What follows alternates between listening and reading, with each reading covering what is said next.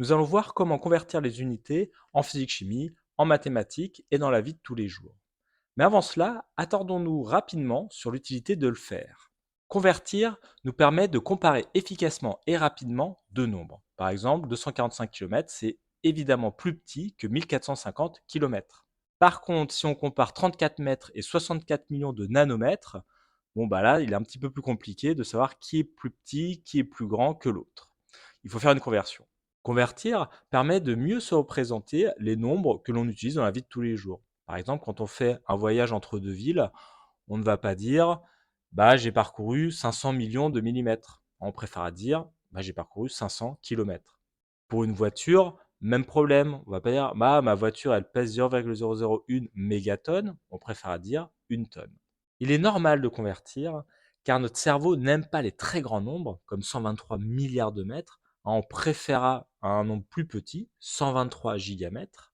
Et notre cerveau n'aime pas les très petits nombres, très très petits nombres, comme 0,00, etc. Même à le dire, c'est compliqué. On préférera mettre 34,54 nanomètres. Passons maintenant à la méthode pour convertir tous les nombres, toutes les unités. Mais avant cela, il faut connaître tous les préfixes.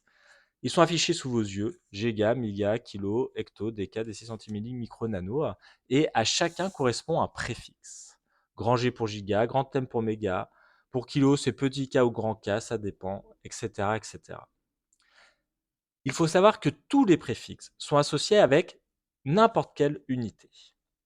Donc si on reprend notre tableau de tout à l'heure, on reprend donc nos préfixes avec les symboles, on voit bien que pour l'unité mètre, qui se note en symbole petit m, on peut parler de gigamètre, on peut parler de nanomètre, mégamètre, kilomètre, hectomètre, etc.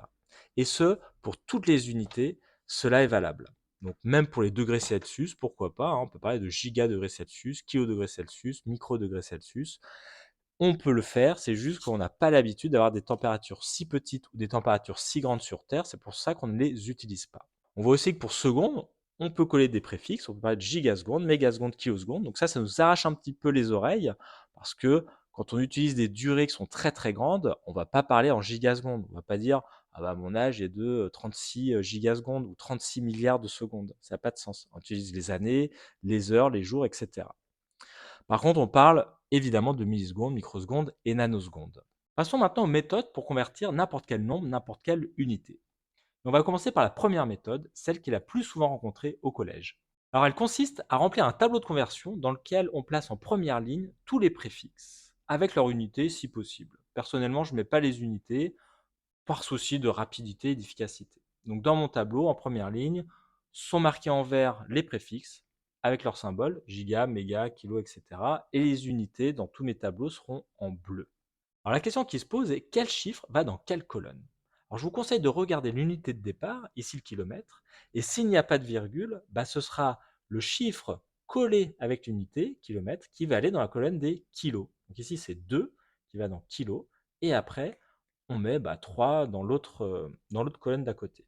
Comme on veut convertir en mètres et qu'il y a des colonnes vides entre l'unité mètre et les kilomètres, on complète ces colonnes vides avec des zéros et cela nous donne comme résultat 32 000 mètres, qui correspond donc bien à 32 kilomètres. Prenons un autre exemple, mais avec une virgule cette fois-ci. Ici, on veut convertir 75,1 microwatts en mégawatts. Donc là aussi, la question qui se pose est quel chiffre va dans quelle colonne?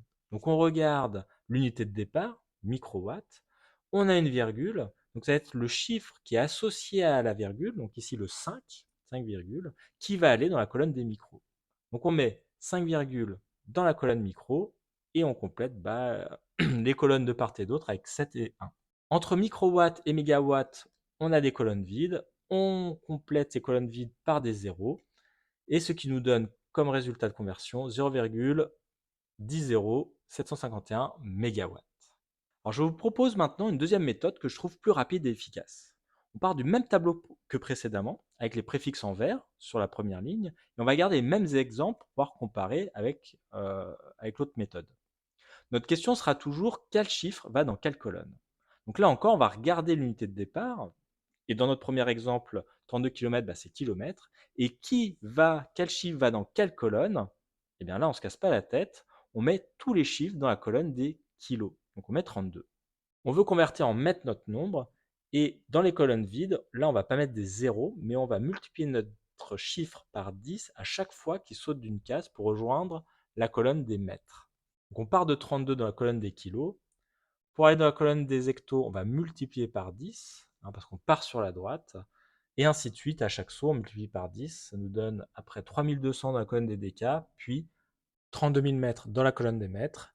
Donc 32 km correspond à 32 000 mètres, comme on avait vu tout à l'heure. Pour notre autre exemple, 75,1 microwatts, là aussi, qui va dans la colonne des micros? Eh bien, c'est tout le nombre, 75,1. Et cette fois-ci, pour rejoindre la colonne des mégas, on ne va pas multiplier par 10 parce qu'on part sur la gauche, il va falloir diviser par 10 à chaque saut de case. Donc 75,1 microwatts, on va diviser par 10, donc ça fait 7,51 pour la case d'à côté, et ainsi de suite.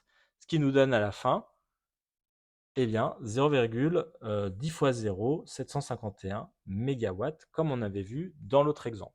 Je vais vous présenter une dernière méthode, celle avec les puissances de 10, méthode que l'on rencontre très souvent au lycée, mais qui peut aussi être utilisée au collège à partir du moment où vous maîtrisez l'outil puissance de 10. Alors on va garder notre tableau toujours avec les préfixes en vert, on garde les mêmes exemples pour pouvoir comparer, mais on ne va pas remplir cette fois-ci des cases, on va juste les compter. Pour convertir 32 km en mètres, on va multiplier 32 par une puissance de 10. Mais alors, laquelle de puissance de 10? Entre la colonne des kilomètres et la colonne des mètres, on voit qu'il y a 3 cases. Et comme on compte de gauche à droite, et que l'on a vu précédemment qu'aller à droite consiste à multiplier par 10, la puissance sera alors positive. Donc on multiplie 32 par 10 puissance 3. Pour notre autre exemple, 75,1 microwatts à convertir en mégawatts, là aussi on va compter le nombre de cases entre micro et méga. Donc là on voit qu'il y en a 1, 2, 3, 4, 5, 6, 7, 8, 9, 10, 11, 12. On voit qu'il y a 12 cases entre micro et méga. Et comme on part sur la gauche, on a vu précédemment qu'à chaque saut de case, quand on part sur la gauche, ça consiste à diviser par 10. Donc notre puissance de 10 sera négative. Donc il faut multiplier notre 75,1 par 10 puissance moins 12 pour arriver à des mégawatts. La vidéo touche à sa fin. Je vous ai présenté 3 méthodes différentes pour convertir nombre et unités. Choisissez celle qui vous convient le mieux, celle avec laquelle vous êtes le plus à l'aise, même si je vous conseille quand même la méthode avec les puissances de 10, qui est plus rapide et efficace, si vous maîtrisez les puissances de 10, et ou la deuxième méthode qui est rapide aussi. Pour les tester et vous entraîner, il n'y a pas de secret, il faut s'exercer. Pour cela, vous pouvez visiter mon site web fichier.fr sur lequel vous trouverez de nombreux exercices de conversion avec leurs solutions. Mais vous avez aussi les notes écrites qui m'ont permis de réaliser cette vidéo.